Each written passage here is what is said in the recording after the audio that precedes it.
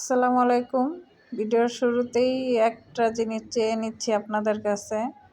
ভিডিওটা দেখে যার ভালো লাগবে গঠনমূলক একটা কমেন্ট করবেন প্লিজ। একটা লাইক কমেন্ট পারলে একটা শেয়ার দিয়ে দিবেন। এই তো আপনাদের কাছে তো আর বেশি কিছু চাওয়ার নাই। আর এই তো ফার্মের মুরগি রান্না হবে আজকে। তো ধুয়ে নিলাম, মাংসটা পরিষ্কার করে নিলাম ভালো করে। পরিষ্কার করে যে লবণ হলুদ একটু মাখিয়ে ভেজে নেব। কাঁচা কাঁচা আর কি রান্না করলে আমাদের বাসায় কেউ এটা খাইতে চায় না।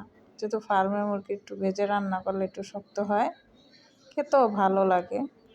হালকা ভেজে একদম মশলা, পেঁয়াজ মরিচ আর গরম মশলা যা কিছু লাগে সব একসাথে দিয়ে হালকা একটু ভেজে আদা রসুন দিয়ে দিলাম।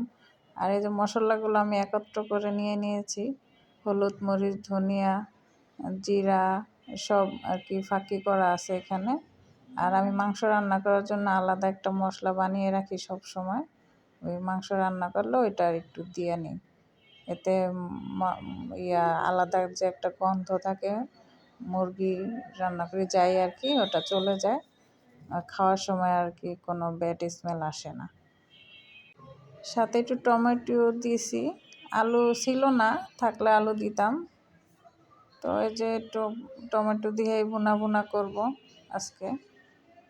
দেখেন আমার মাংস রান্নাটা কেমন হয়েছে, ভালো লাগলে সবাই